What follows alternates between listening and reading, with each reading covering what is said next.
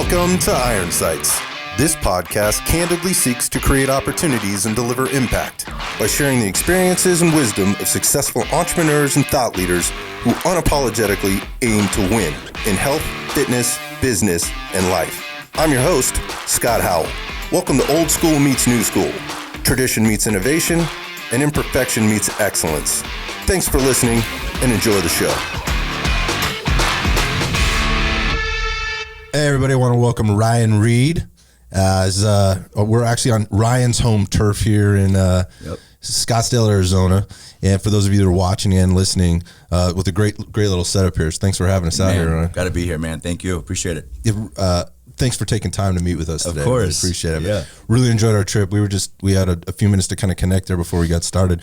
Ryan is a serial entrepreneur. Mm-hmm. He's an ex-basketball player. Yep. And I don't know, maybe still a basketball player. Yeah, no. But, horrible. Ex-pro. Yep. But now is the owner and inventor of Thrive Fitness here in Scottsdale. It's super, actually a couple different brands I think you got going on. Yeah, I got about 4 now, so it's going well. Good. I want to talk a little bit about kind of how Thrive got started, but I mean, there's so much to talk about here. I want to dig in. Yeah, dig in, man. But if we can, I'd love to talk about you and kind of find out a little bit more about your story. Yeah, I think we all have one. All us coaches have a story, right? Us, I mean, we all got stuff. Yep. Good stuff, bad stuff, and then in between stuff that kind of shaped and created, who we are and where we're at. So, I mean, let's go back. Let's go back to being a kid. I mean, you're always an athlete. Was that a thing? Yeah, man. Just basketball caught my attention and my heart pretty much at like 3 years old. So I'm more of an all in or all out person. And I caught the bug with basketball early. And all I did was play ball my whole life. I didn't really, even through high school, didn't really hang out with friends, didn't really party, didn't really date. It was just ball, right? It's all I wanted to do. Goal was to play pro ball in the NBA, right? As a kid, you just want to do that. Michael Jordan, Kobe, all that. So ball was everything, man. Just played, grew up in San Diego, a big Italian family, mostly women. And, my mom and my grandma were the 2 main people in my life growing up in the house. And they supported me with my basketball, kept me out of trouble. And, yeah, man, it was just basketball was life all the way until my last year playing. I was 27. So that was it for me. Yeah, you just kind of flash forward quite a few years there. But some athletes get a lot of support from family, friends. Some find it as an outlet because they're not getting support big time, or it's the thing to kind of keep them out of trouble. I know for me, I had a lot of family support, and I quite frankly, I wouldn't be where I'm at without that. But sports was also a way for me to stay out of trouble. Keep out of trouble. Yeah, because man, I don't even want to think about where I would have been. For me, it was a way for me to express myself. Yeah, right. I was an angry kid. Yep. There was a lot going on, sort of in my head. And so wrestling and football gave me sort of an opportunity to get out there and compete. And I wasn't going to get in trouble. And you're supposed to hit. Right? Yeah, like that's perfect. Hitting was not only illegal, it was also encouraged. Yeah. So that was a long time ago. So talk to me about basketball for you and kind of how it fit into life. For sure. So my family was not really an athletic family. So me playing sports was definitely against the grain. A lot of them entrepreneurs. My family are a bunch of bosses, man. Everyone works for themselves. Everyone does really well for themselves. But, athletics is not really something that we as a family did. I was tall for my age, so I kind of went there to basketball. And yeah, like you said, man, it keeps you out of trouble. Not only that, but you don't want to fuck up anything else in the future. The so you don't do anything. Right. You have a game, you don't go out. You have practice, you don't go out. Mm-hmm. All that free time, I'm like, while you were talking, I'm like, imagine the free time we would have had if we didn't have sports. I don't want to even imagine. Oh my God. And I'm thinking about that, like, yo, it gave all our energy such a constructive way to let it out. And, yeah, man, it was all I did. Weekends, I didn't really do anything. The high school I went to was about an hour away from where I lived. And I just went there to play basketball. We won state 2 years in a row, junior, senior year, because we were so good. And it just kept me so in line. It got me a free college scholarship. It paved the way for me to play professionally after that. But it was just looking back at it, even what I do now and, starting 4 businesses, it all stemmed from what you learn in athletics, the teamwork, the give and take, the hard work, the relentlessness, even if you're not the best, because I definitely didn't start the best what I did, man. I didn't know shit about training. I didn't know shit about form, anything, but as a basketball player, as an athlete, you don't stop. It's like, there's no like, oh, I suck, let me stop. Like, no, they teach you to keep going. You don't stop. It's not acceptable. It's not acceptable. It's just what it is. And especially as a white guy growing up in basketball, you have to prove yourself. Like, are you tough enough? Can you play with us? It's just what it is. Right. And so all what I use today stemmed from what I learned when I was 6 years old. And that's why, whenever I have kids, if that happens, right into soccer, right into basketball. It teaches you shit when you learn when you're 40. Right.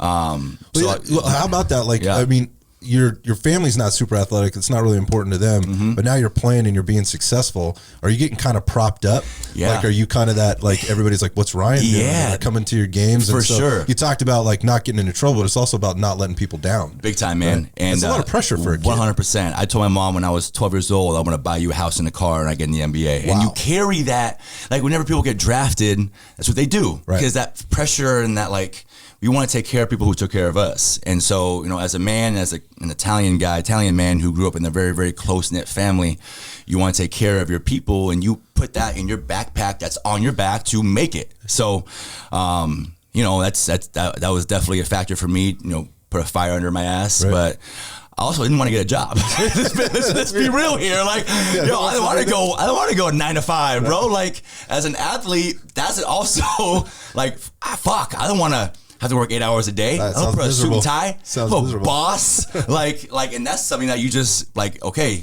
either that or you got to make this shit. Like, you just got to do it. You got to be up till 12 o'clock at night shooting free throws.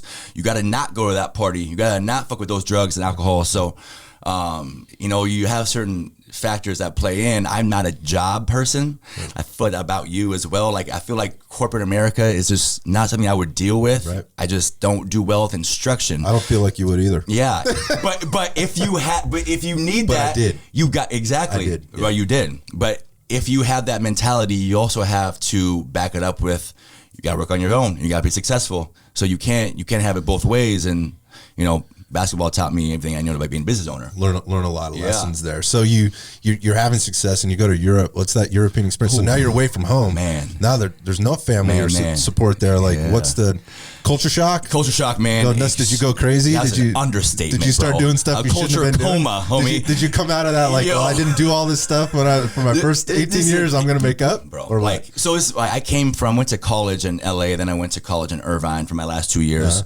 All American. Like, propped up as an athlete. You go to Europe the first year, I played in Cyprus, which was a Mediterranean island off Greece. So not only are you the rookie, you're halfway across the world. They don't speak English. Also, they drive on the left-hand side of the road. They don't give you lessons, bro.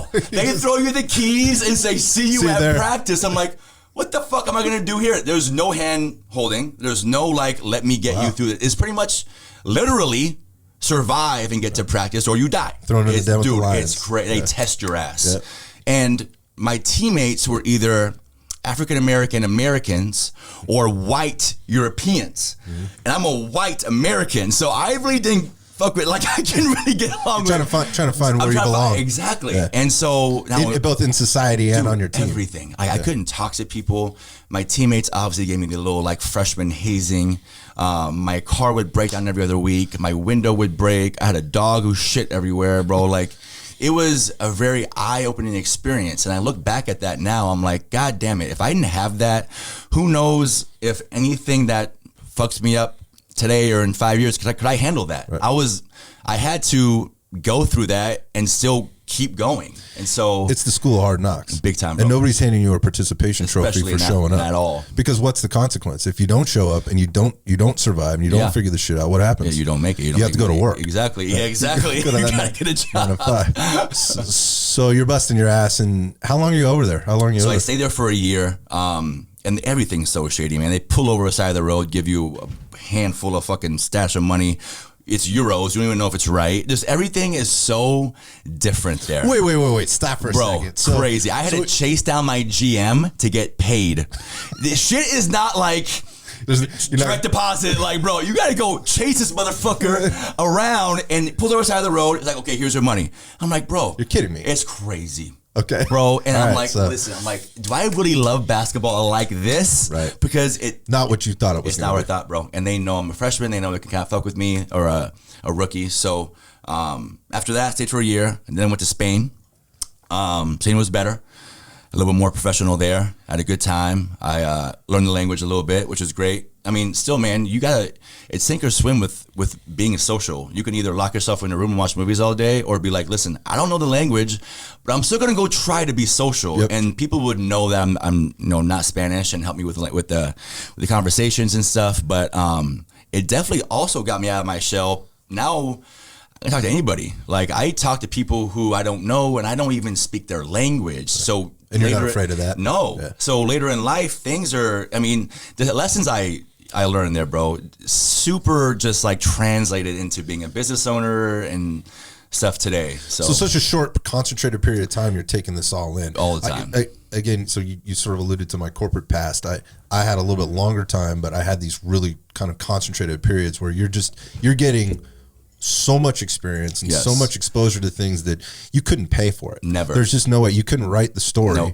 It just has to happen, and you're taking these things to the next thing, and you might not be completely aware. Yeah. It might not be totally apparent to you until something happens. Yeah. Oh, I hated it at the time, bro. Like, until something happens. And so for you, you're learning all these lessons, you're playing basketball and you're doing your thing and you're kind of traveling the world, and then something happens. Yeah. And things change. Yeah. So you got hurt. I got hurt. What happened? I was 27. My back went out. And as a 27-year-old athlete, people who don't know, that's supposed to be your prime, right, where your physical and your mental like meet. All right? the work is you're totally wired. Exactly. And everything's supposed to be going. Like you've matured a little bit. You're not where your body used to be, but still good. And so my back going out at 27. And then the next day, them calling me down and releasing me. Dude, it was that fast. It was within 24 hours. So it was probably the worst 24 hours of my life, because I've always been like the All-American, like Ryan Reed, blah, blah, blah, blah, blah. Now you're just expendable. You're a piece now of I got hurt, and now I go home. There's a line. Dude, and it's crazy. People don't understand. You literally have your replacement in the stands watching you. Just waiting for this to happen. In case you fuck up. Waiting for this to happen. Bro, it's like overseas. I tell people overseas. I play overseas. Like, oh my God. How amazing was that? I'm like, yeah, it was pretty. The ocean was nice, but like, you go through shit, man. It's kill or be killed. It's kill or be killed, bro. Yeah. And they don't. You're a number, and they don't really care about your feelings. So you learn from that as well. But yeah, so at 27, I got hurt, blew all my money, didn't have any money. Went back home very ashamed, because I have never been in a position where I'm not the best ever. Mm-hmm. This is the first time where I am not only not the best, but I suck. I literally got cut from my team. It was very, very hard for me to get through that mentally. So let's sit here for a second. Mm-hmm. That mental challenge that you're having, that emotional challenge, is that because you feel like you let yourself down, or is that because you felt like you let somebody else down? Everybody, bro. Everybody. All my coaches, my mom, my grandma, me. That was honestly more than, I knew I was going to eventually be okay because of who I am, but me having to come back and tell my mom and my grandma, all my coaches, that I'm not playing anymore, that like gave me like that really hurt. So here's the thing. This is interesting, because what we're talking about now is this deep-seated emotion, and it's real in your mind, right? Yep. And you're coming back and you're worried about having to tell all these people how disappointed, and worried about how disappointed they would be in you. But feelings are not necessarily, they can be mutually exclusive, and they typically are of reality. Right. What was the reality of that when you came back and you're talking to these people? So, I mean, obviously they were fine. They're like, okay, now we start your life here. And they weren't like, oh my God, you are a piece of shit. You didn't make it. Like, so you made this whole thing up in your head. Yes. While you were feeling shitty, and they didn't make you feel shitty. And no matter what they said, I still felt that. Right. Because I would convince myself that they were counting on me, and which was not the case at all. But yeah, they were very supportive. But again, at 27, I have no money. I'm living with my grandma. I have no job. You have no job skill outside the lessons that you've learned that you don't really realize. I'm the best shooter in the fucking world, but I couldn't really fucking. It's crazy. Can't make money because you put doing everything into that, and so I'm like, fuck. I was like, okay, so let me try some stuff. So, try to be a fireman. Right? I was like, okay, I want to be a fireman. One of my best friend's dads did it, and he had like 10 days off at a time. Get paid great money, right? Like, you're comparing, like, you're trading dollars for hours, or time for money. I had no idea what the beginning part. So I was like, let me be a fireman. Fuck it, let me see, right? So it's an easy thing to do. Yeah, exactly. So I get into this class. I've been waiting 2 months to get in. I finally get in. I walk into class and I open the booklet and this bone is sticking out of this person's arm, and I become white, bro. And I'm like, oh, I can't do that. So I literally just leave the classroom. Exactly. I know when I'm done with certain things, and I just couldn't do it. So I left. And literally within about 10 seconds of me waiting for 2 months for this class. But okay, so I came back to my house. I was like, okay, what am I going to do? So I always loved fitness. I love lifting. I would go on lunch breaks in high school, I would go lift. Kids would do whatever. I just like to lift. So I was like, let me try to do this just enough to get rent to move out of my grandma's house, because as an adult who lived in Europe for 5 years, the ultimate freedom. Like, you can't get more free as a young adult in Europe. To come back to my grandma's house and play by her rules was extremely tough. And was she sticking on you about that? Hey, if you're going to live here? No, so she was good. And that's what made it even harder almost. Like after 10, if I walked too hard on the ground, she would get on me. I'm like, Grandma, I ain't go to bed at 4 a.m. for 5 years. Like, what do I fuck want me to do? Like I have to walk in the kitchen. So it would wear on me. So try to get a training job at something called Snap Fitness. I don't know if people know Snap Fitness. I know about Snap. Yeah. Snap Fitness. I was like, that's a proving ground, right? Yeah, there, 100%. You're gonna learn a lot there. The key card to get in. Some good stuff, some not so great. For sure. But you're gonna learn a lot. Big time. Yeah. So I was like, hey, do you guys have it where trainers can pay you rent to rent out their businesses there? And they're like, yeah, we'll do that.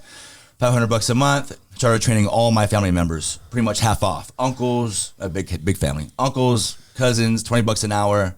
So the family's coming to support you. Big time. And you're supporting them in return. Big time. Value exchange. 100%. 100%. So I'm just trying to get my feet wet with it. And for 6 months it's going. But it's just before social media, bro. No Instagram, no Facebook, like nothing. I didn't have any marketing. I don't know what the hell marketing was. So you're just hustling. Just exactly. What you know how to do. What I know how to do. I was working my ass off. Right. Saving money. So eventually for 6 months, and I was just like, I can't really. My goal was always to make 6 figures a year, money wise. And I was like, I just can't do this $30 an hour with family members. I didn't know how to get out. I didn't know anything. So 6 months later, I won 2 state championships with a friend named Jared Dudley. He plays for the Lakers now. Played for the Suns back in the day. Okay, right. Right. So he was like, yo, come to Phoenix, come to Scottsdale. I'll introduce you to some people, and it'll be way better here. The market's way better for training. So I was gone in like 4 days, bro. Packed all my shit up, went to Arizona. He introduced me to one person. But from there, I just put my head down, like you said, and just worked every goddamn day. And now 9 years later, we're here. But people always ask me, what's the secret? What's the secret? Literally, I tell them 3 things. It's cliche, but you have to work your ass off every day. You have to stay consistent, and your attitude has to match as if you're a millionaire. You can't, the vibe you give, you could be the best fucking trainer anywhere, but if they don't fuck with you as a person and you don't have a good vibe, they're not gonna come back. Right. So I did that, man, and I'm a big person on tipping. To me, tipping is doing the right things year after year, staying the course, and then literally almost overnight, you just fucking become there's a tipping point. Yeah. Exactly. But that came with the things that you just exactly. And some people's tipping points are 2 years, some are 10 years, some are 20 years. You just gotta keep fucking going. Right. So at the point now, this last year has been a very, very big tipping year, especially the last 6 months. So 10 years, I started at 2012 here. 9 years later, man, just grinding. So yeah, it's interesting, and you're just doing what you know how to do. Exactly. It's such an interesting time in in our society now, where the younger generation is coming up and they want the easy button, dude, and they want it right now. Don't get me started, bro. They want it right now. It's ridiculous. They don't want to. They think hard work is like being a loser. Like they think hard work is lame. I'm like, you motherfuckers, are you serious? Great, you got a degree with their hand out. Yes, I'm ready to get paid. Everyone's now. so privileged. You're ready for what? You're ready to get started. Exactly. It's an unrealistic expectation. But I think the thing that really drives me more bonkers or nuts than anything is that they're ill prepared for everything. Yeah. Like there's no sense of practical application of anything that they may have been told or taught in school, and they don't understand it yet. So they don't know what they don't know. Right. All they know is that they're hearing all these messages and all these things and how great they are, and they've been propped up and been given participation trophies their whole life. Bro, exactly. Right. And so for people that I'll send the participate. My kid gets a participation trophy. I'm asking him to give it back. Yeah, 100%. We're taking it right back. 100%. Like this doesn't teach you anything. Yeah. Like you haven't learned anything. So then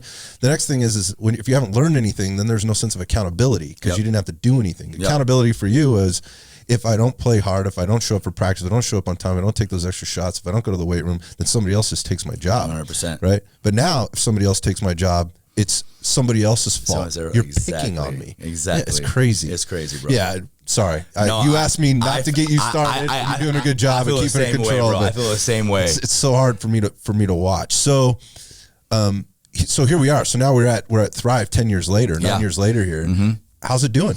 Man, it's going great. I got like a 10-person team behind me. I have my own podcast. Right. I have 3 products that I sell on Amazon and my website. Out of 10, I have 10 that will be out in 2 months. I have 2 of them are an original, which means I invented 2 products. So I'm very, very excited for those. Online training is almost 600 members. So we're growing online training like crazy. Thrive is doing well. We have 5 trainers. All of them are full. And man, it's it can't get any better. We are growing very rapidly. Social media is huge with that. I got lucky with TikTok and kind of really spiked us big time. So but the main thing is, man, I have honestly great people on my team. And I feel like that is such a big thing. I've been doing this for 10 years, going in and out with people, and the team I have now is it. And it's so crucial that when you're trying to make it or come up in life, who you have behind you or around you literally will make or break that. It's critical. It's insane. The vibe you get from people, the advice you get from people, just the aura. It's so big. And I always preach this about that. And I'm a bit of a loner. I'm an introvert. I can't lie. And I'm very, very picky with who I let around me. In the circle. Because I know how detrimental it can be with one bad egg, or some people it's just big. I think you touched on a couple of really important things there. I think to dig in a little bit deeper. But first off, you mentioned team, right? And you only learn about the importance of team when you played on one, when you've been a part of one, and when you've been a part of bad ones. Yeah. Right. And or you felt like you weren't a member of a team. So there's a lot of things that go into that. But it's interesting when when that team is working. It's not necessarily based on numbers or revenue or whatever. You just know it's a vibe. 100%. There's a thing. There's a circle of trust, and everybody and you guys win. And you win. But it's not without doing the things that you said. You got to work hard every day. You got to be consistent. You got to have the right attitude, which is what you said. And if there's one person on that team that doesn't think, act, or isn't that way, it's a mess. So that brings me to the introvert thing, which I think is really interesting. And so again, with all the aspiring, entrepreneurs out there and fitness entrepreneurs that are watching and listening to what you're doing and what others like you are doing, and they see you and they see your huge personality and you're enigmatic, like there's this huge aura, when you're out there, and they look at that and go, well, I have to be like that to be successful. And to hear this guy's actually an introvert, what does that actually mean? So to me, what that means is you get your energy from your downtime. Big, bro. Right? You have to have your downtime. And people might be asking, well, how the hell is he doing that? Because he's on his phone probably 15 hours a day trying to do stuff. How do you recharge the batteries, dude? And where does it fit in? 100%, man. And so I'm the only child, and it started from there. I had an amazing family, but I had no siblings. So it was a lot of time in my room by myself, watching TV, and that's always been an escape for me. And with me, like I told you about earlier, I tried laying down yesterday for an hour and I got an anxiety attack. I just couldn't. I couldn't. So it's being self-aware enough that I know pretty much not every night, but 5 times a week, I need about 2 hours in my bed to zone out. And that's all I need. And that's just being self-aware enough to know that if I needed more, I would have to get more. But because I love what I do so much, I never wake up and I'm like, God damn it, this fucking shit again. I have never said that once in my life. It's been basketball and it's been this. So I've been very fortunate with that. But I couldn't deal with such a small amount of me time if I didn't love what I do. If I hated what I do, I would need a vacation every fucking week.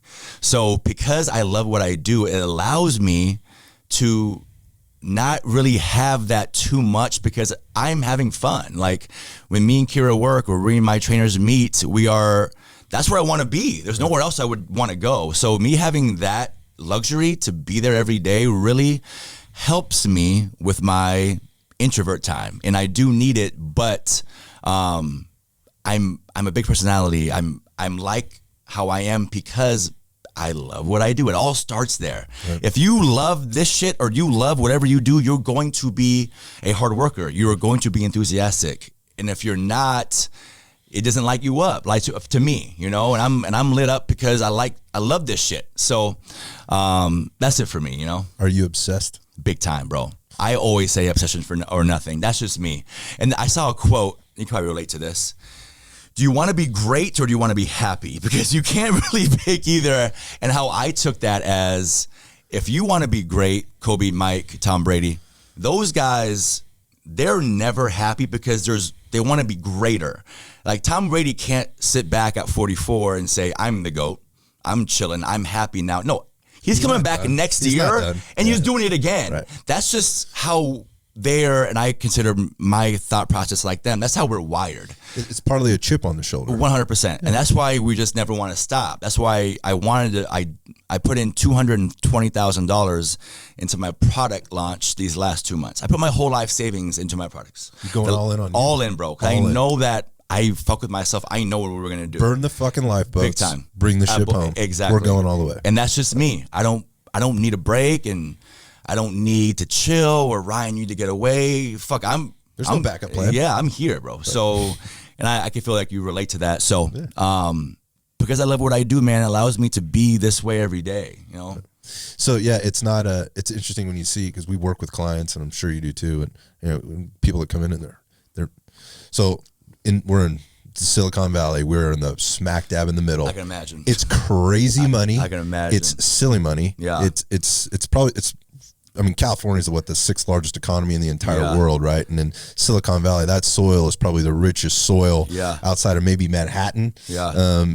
Up and down the peninsula there in the Bay, or Dubai. I don't know. Yeah. It's nuts. People are making crazy money. Yeah. They have all kinds of things, all kinds of stuff. They've sort of arrived, right? They're the CEO, they're the exec, they're the VP of whatever company, major company they're working for. And those companies they're being innovative and they're changing the world. Yep. Literally.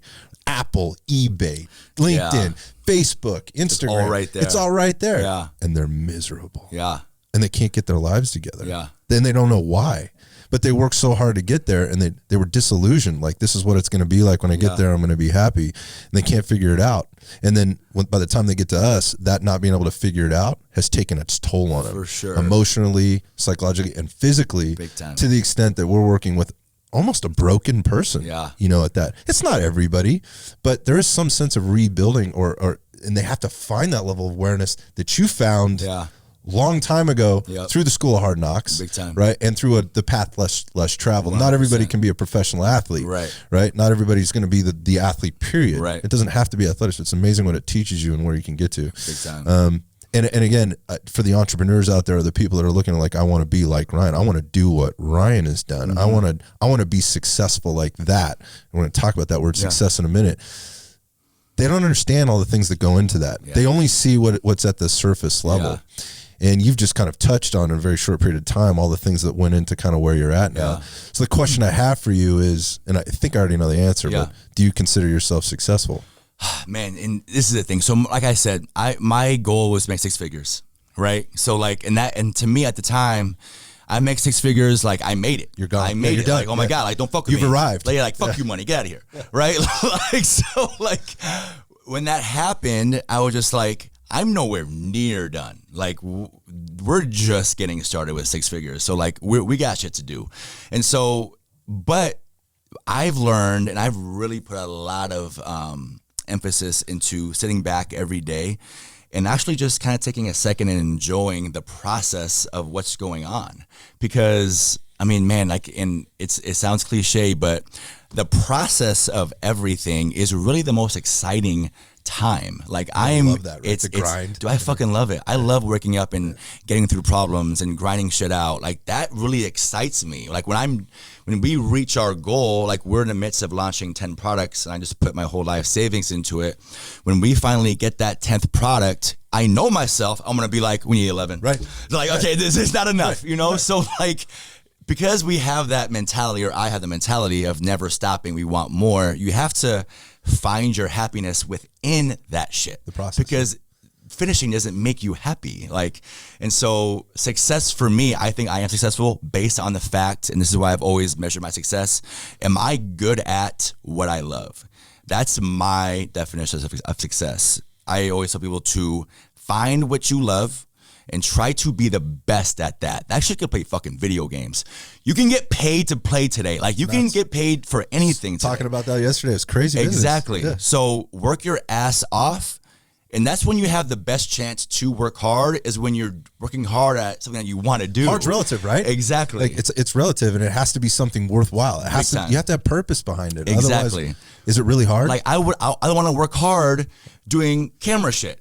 Right. I hate that. I don't like that. So I'm not going to work hard at it. If I love camera shit, I'm going to work because I like it. So you hire smart people to do that. Exactly. For you. I have a whole fucking team, bro. I don't understand any of that shit. I don't need to. Like, so, and that's the thing. You either do it yourself or you be successful enough to pay someone to do it. Like I always said, I might not be able to change my tire, but I know I can pay someone to do it for me. Right. So like little things like that, and I don't know where I got from. But anyway, the process of getting to a certain point, I sit back every day, whether it be in my bed with my dog, and just being like, today was a fucking good day. Like we got shit done today, and that's little victories I take every day, because I know I'm great at what I do. Mm-hmm. So that's my definition of success. Yeah. No, I can appreciate that, and I can relate to it. I think one of the things I have a tough time with is actually sitting back and acknowledging the successes along the way. It's tough, bro. And it speaks to, like, you know, once you reach that 10th product, you know you need 11. Yeah.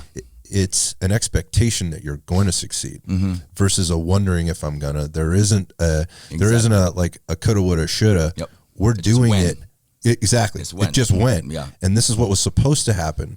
So let's move on to the next thing. We don't. So again, like I said, it's not about me, but a lot of times I'll sit there and I don't take time. I don't acknowledge that there was a success there because it was expected. There was a plan. There was a thing, right? Mm-hmm. We prepared for that thing. We planned for that thing. We worked hard to get to that thing. We executed the things we needed to do to get that thing, and now that thing happened.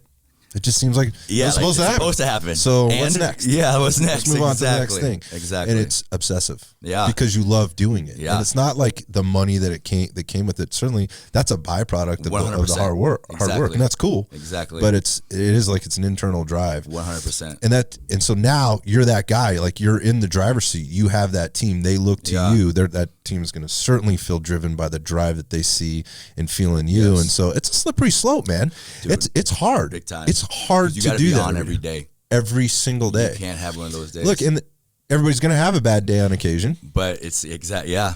But now, and let's get into the social media part of it. Yeah. It gets magnified a million times if you have even kind of a bad day. Yeah. Right? And I think that's what we're seeing in social media is like people are looking at things and they're comparing their worst days to somebody's highlight reel. Yeah, it's a highlight to their best fucking days. Exactly. Which couldn't be any more toxic. Big time, bro. Terrible. I live in that world. My clientele is 20-year-old women. Yeah. You know? So let's talk. So I mean, there's a lot to that, and I have to say, so I have a daughter. She's about to turn 19. Oh man, and I'm bad for you. In this day age, that's so hard, bro. I don't know if that's in the cards for you at some point in your life, but I'm telling you, girls are fucking mean, man. Savages. They're savages. Yeah. Probably a solid description. Yeah. I cannot believe the things that I see here, you know, going across the airwaves on that stuff. And you're working smack dab in the middle of that. That's essentially your prime market. Yep. let's talk about the social media piece first and how you manage all that, and I want to talk about the podcast, of course, and kind of how that fits in. But I mean, let's be honest. When I jump on your website or jump on your Instagram and I hear the stories and I see the things, it's a younger female, right? That's early 20s, kind of right in there. That's obviously trying to make some type of an aesthetic change, right? And when we look at change, we look at why people get into fitness or whatever. Everybody's got their own reasons. Most people have some type of an aesthetic goal, or it's in there somewhere. Might not be the priority, but it seems like in most cases that's a good. How do you deal with that, man? I mean, that's a lot to manage with somebody coming in who might be unhealthy. Might have an unhealthy emotional or psychological state. Might already be in an unhealthy physical state, and is jumping into the Thrive program and that culture. And let's be honest, you walk into the room at Thrive and you look around, there's a lot of beautiful women 100%. In there, and they're all working hard, 100%. And they all look, they're shaped differently, they look differently, they're all different colors. How do you manage all that, and how do you keep people on track?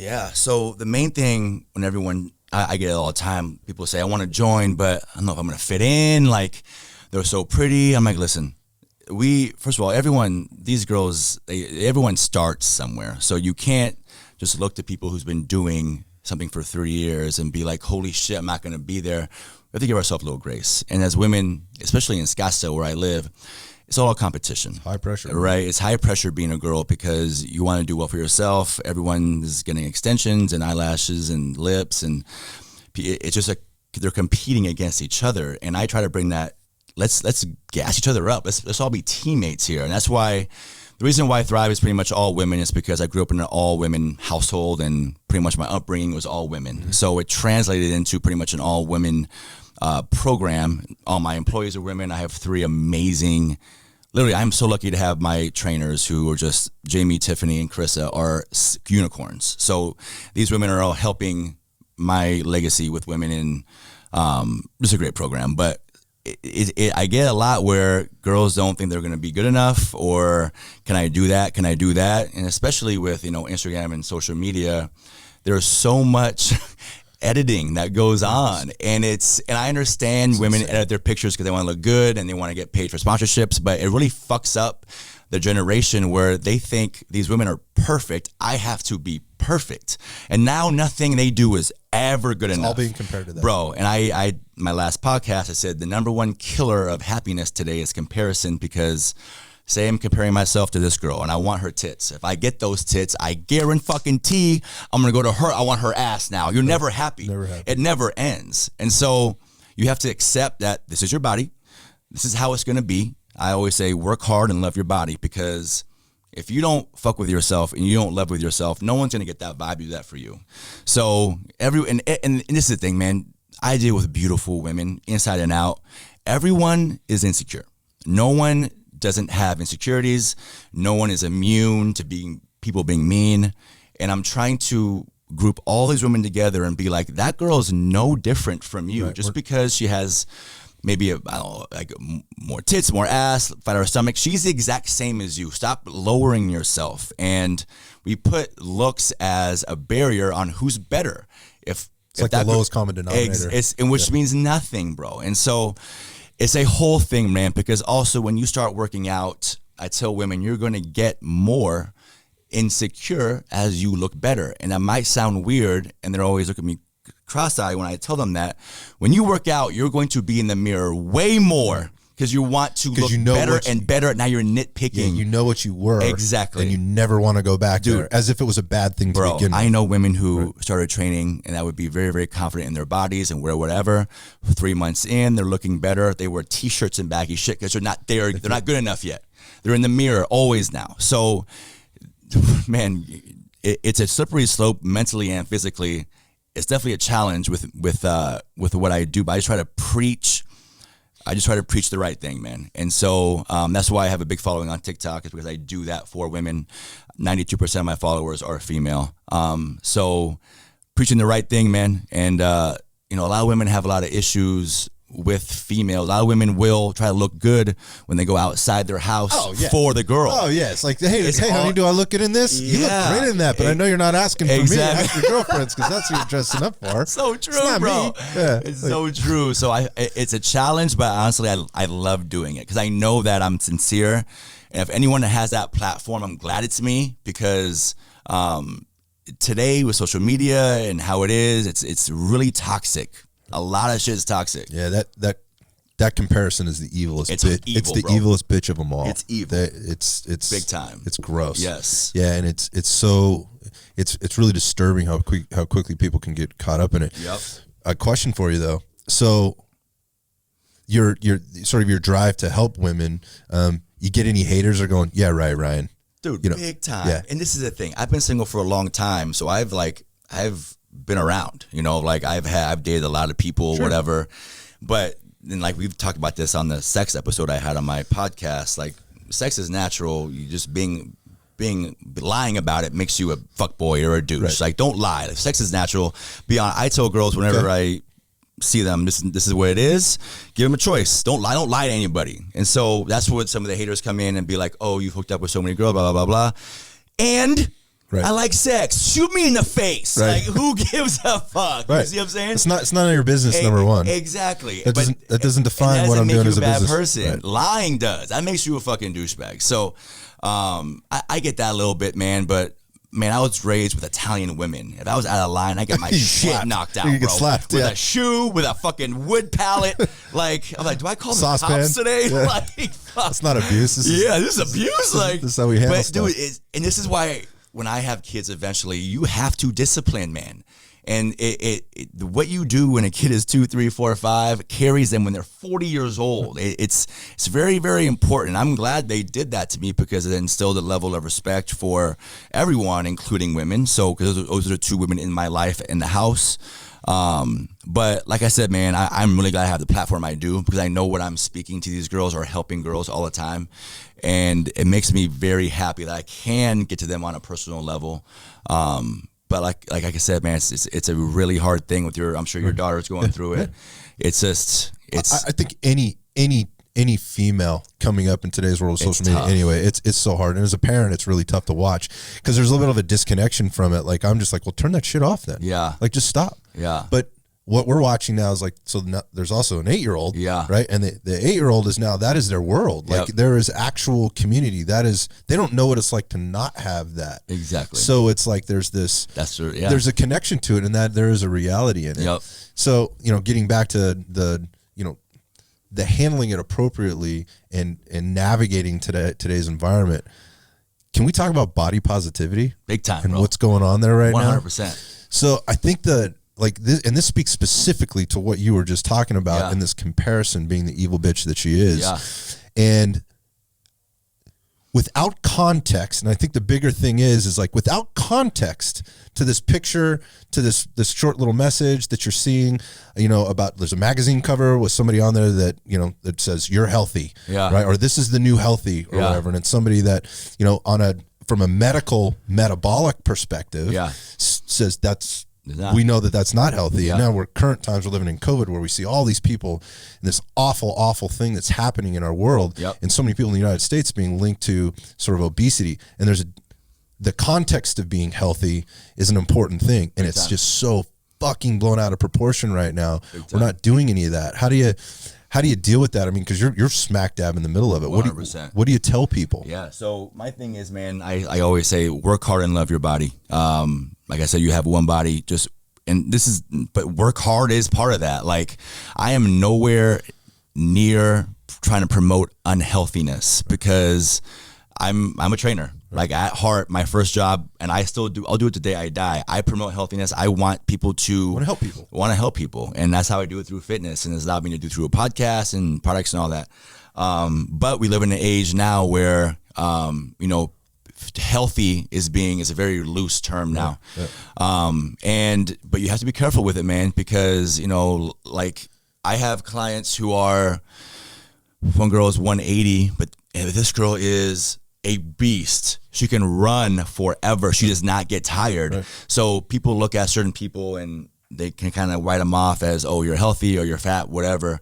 We don't know that person's story. We don't know what you're doing. It's all, exactly. Yeah. So, and especially with today but also at the same time, man, I have a lot of clients who look like who look really good. Their waist is very tiny. They have an amazing figure, and then sometimes they get a little shit on. Oh, that's not a real woman's body, and they get hurt by that. You're damned if you do. Like this girl's real. She worked her fucking ass off to look like this. Don't write her off as that's not a real woman, because she is. And so it gets both, man. And so it's mostly the people who are saying things like that who don't do anything for themselves because they don't want anyone else to do it. But yeah, or it's kind of like if you looked at this person isn't happy, right? And they have issues with themselves. And again, there's insecurities. You already highlighted that. So they have their Instagram feed, right? Let's just use that one.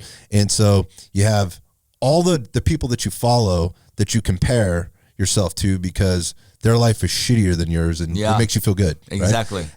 But then the other 50% is all the people that you maybe aspire to be or want to look like that make you feel shitty about yourself. Yeah. And there's this constant back and forth, right? Yeah. And again, I see that It's particularly, with female clients particularly. And I'm not saying it doesn't happen with men. I think it absolutely exists with men. I mean, you got the shirtless selfie guy who's pitching, like all the fitness advice in the world where, this guy's never had to struggle. You don't know. Like, he's saying whatever he wants to say. It works both ways. My point being is we're going back to this comparison thing, and we're propping up in very short format with zero context to where this is coming from, that this is healthy and this isn't. And then it bleeds over into the emotional and psychological aspects of why I should train or what decisions and what behaviors should I engage in to help myself be happy.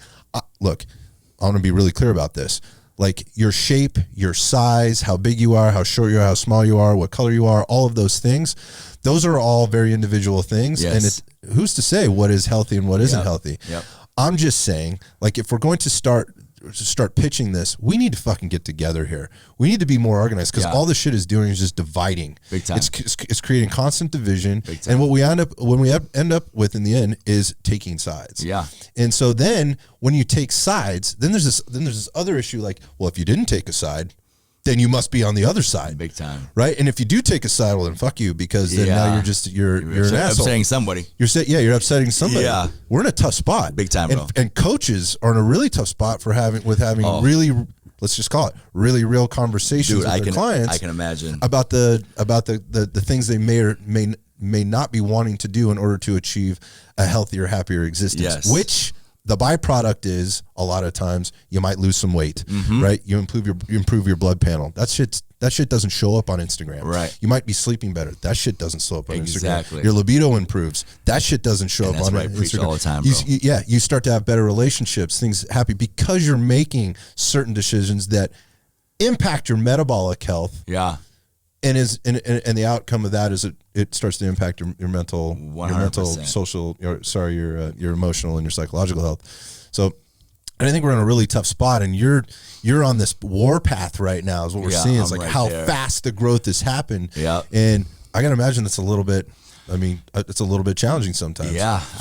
How do you keep it up? How do you keep it going, man? Yeah, I mean, I deal with all types of women, bro. I mean, it's just women who are fresh out of high school going into ASU, women who are just graduating, women who are, kind of getting out of the industry, who work in the industry. So it's tough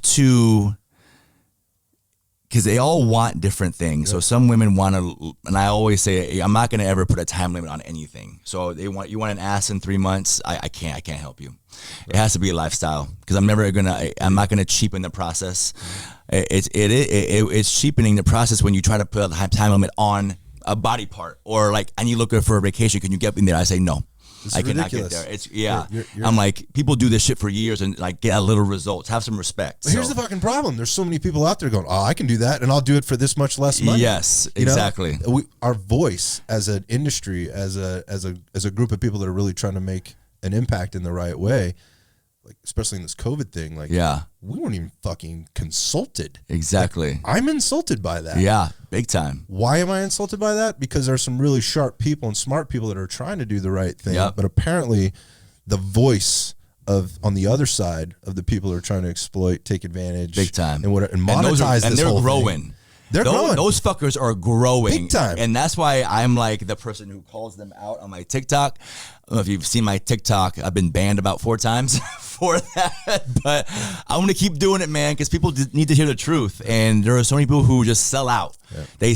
Sellouts are everywhere now with influencers. And it's very, I'm sure you know it too. Like, it's very hard for one of the few voices who are not going to sell out. So that's like a big thing. That's a big hat that I wear, is I'm going to tell it how it is. I'm not going to... What you see is what you get. Yeah, I'm not going to bail out to sell protein powder. Like, I'm not going to do it, man. So, and that's where I got my respect from a lot in TikTok. People know that, and that's why they look to me for any kind of recommendation.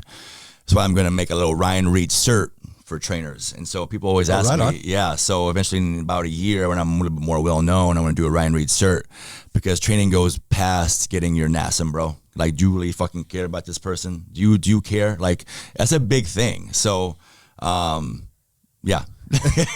So speaking of caring about people, yeah, you're probably like Scottsdale's most eligible bachelor. Let's talk about this, dude. So, like, I mean, we've already talked about the business. You're obsessed with it, yeah. Right? Would you say like you're married to it? 100%. It's like your wife. I've told every girl I've been with, every girlfriend, like, this is what comes first. Is that hard? It's not, because I'm so fine with it. Because you know who you are. Dude, I'm very, like, like I told you, I'm more of an introvert. I love my alone time. I have my dog.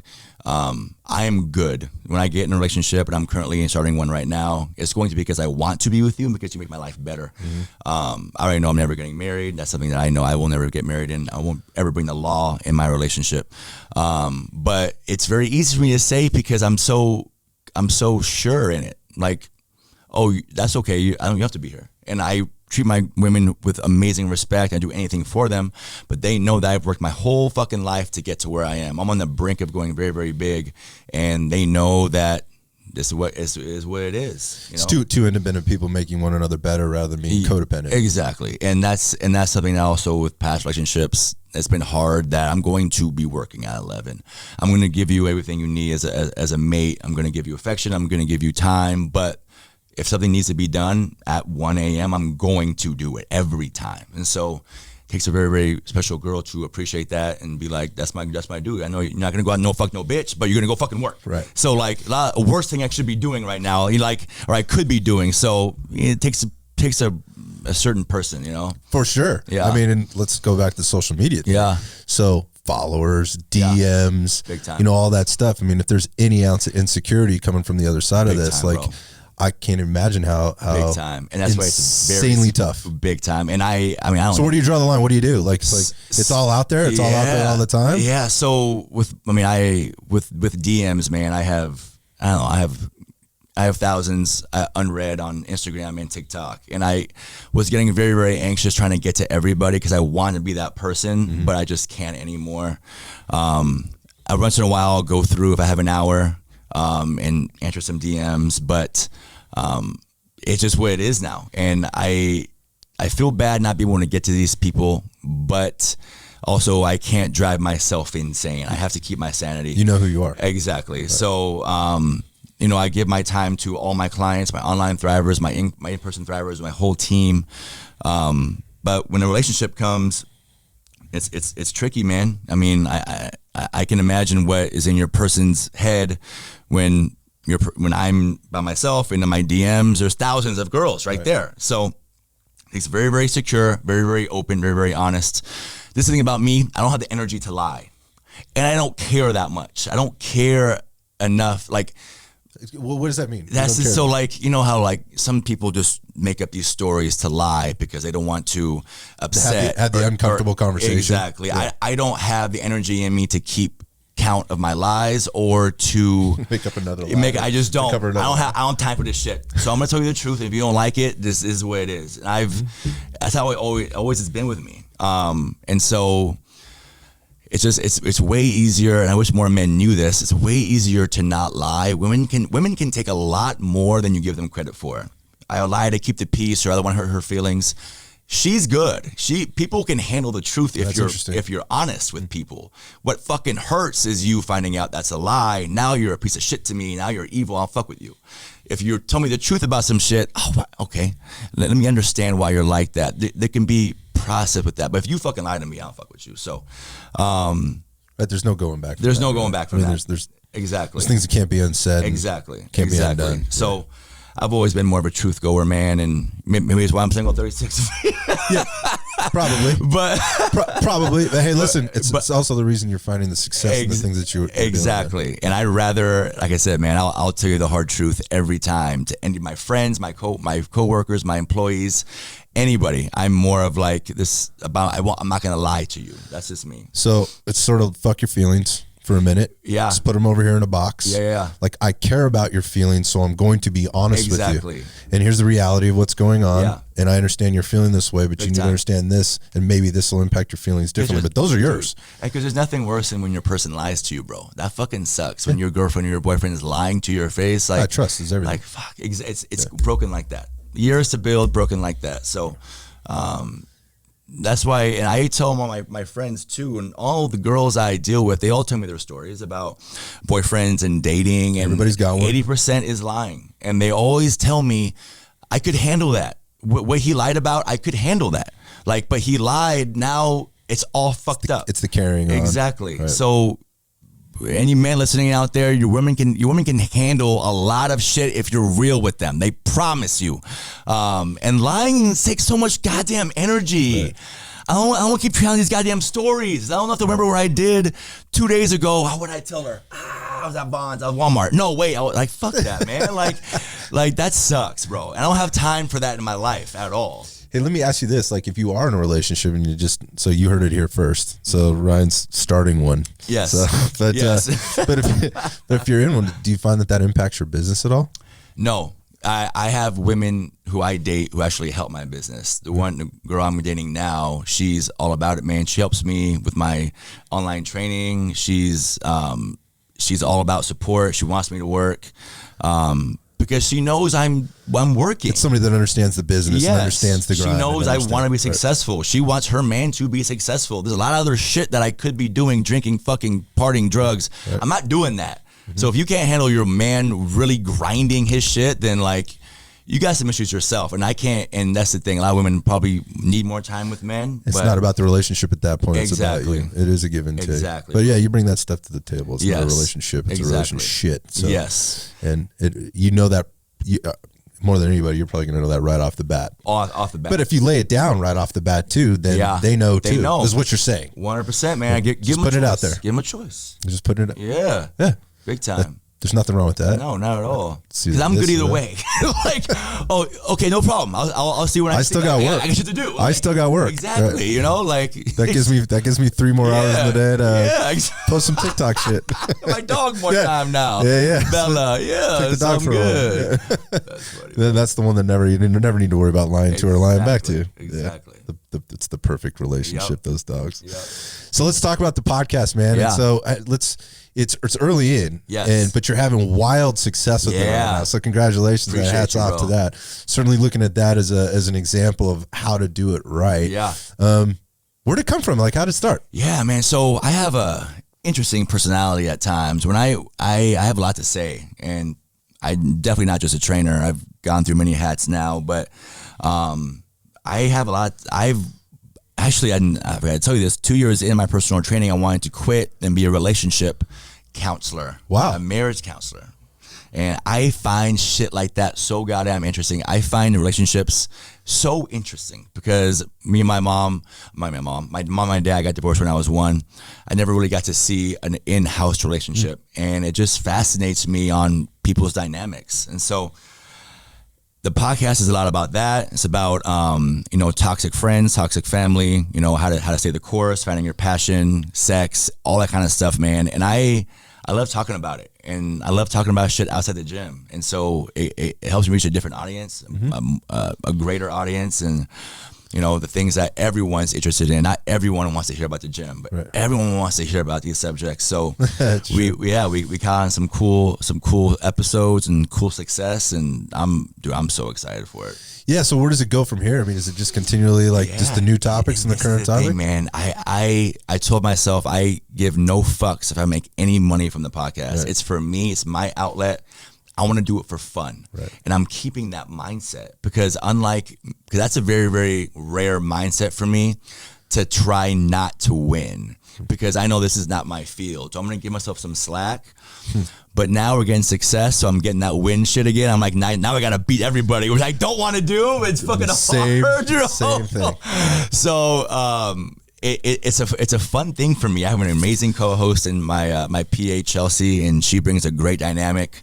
Most of my viewers are women, so but I'm excited. Man, we just did a sex episode where we talked about all types of sex, and it got real weird. I really like it, so I'm really. But it's really fun. It's really fun, and that's what this should be, right? And that's the thing, man. People want to hear about real shit, and so I'm a very open person. I'm a very public person, and I have no problem sharing that stuff. So, yeah, man, I'm keeping it fun. I'm not gonna try to monetize it, even though if it comes, obviously I will. It happens, right? But yeah, I want to keep it very, very innocent and very, very fun and loose, and so I'm excited about it. It's so funny. Like, here's some truth. Let me putting this out there. You talk about the reasons you're doing it, and the reasons are it's for you. It's a bit selfish. Yep. It's a way to get out of the gym. You can't go anywhere in town. There's just no way you can go anywhere in town, walk in the door, and not have somebody start talking to you about fitness, about the gym, about working out, about booties, about whatever. There's just no way, right? It's just happens. Yep. And that's cool, but it's also very not cool. And that's the introvert side where I got to get away from this for a little bit, and I got to kind of recharge the batteries. I don't go anywhere. I'm the same way, man. Like, everybody knows you as the gym guy, right? Yeah. You're gym guy, and everybody can relate to that at some level too. Yeah. Like, they either want to be that, or they had a bad experience they want to tell you about, or they need some advice on how to, make this part of their body look better, or eat some certain food or some diet or whatever. But the fact of the matter is like the podcast gives you sort of that outlet. Big time. And I'd be lying if I said, because I'm coming at it from the same approach, but I'm watching your success. Yeah.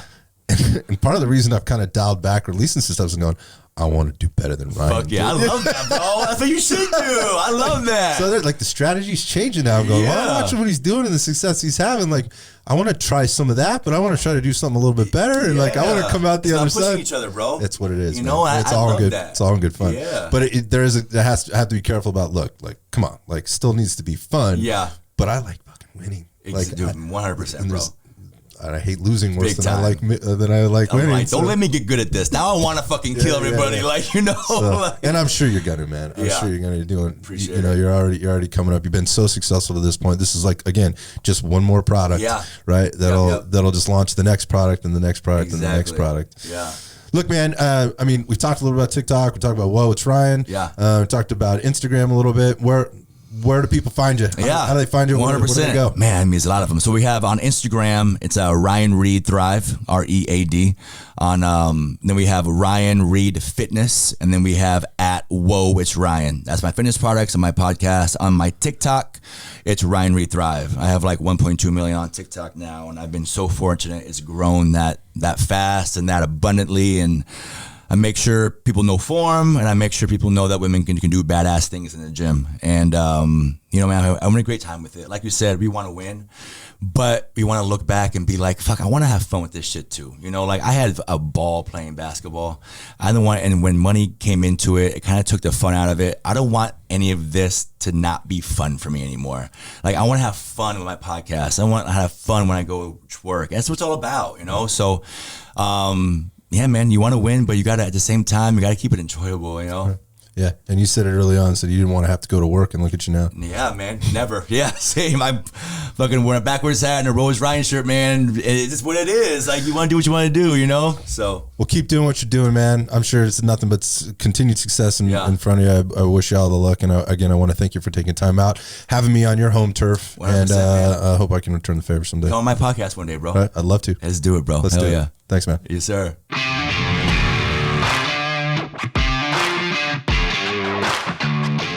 Thank you for tuning in to this episode of Iron Sights. If you enjoyed our conversation, you can support our mission by hitting the subscribe button, leaving a review, and sharing the podcast with a friend. I'll see you on the next episode.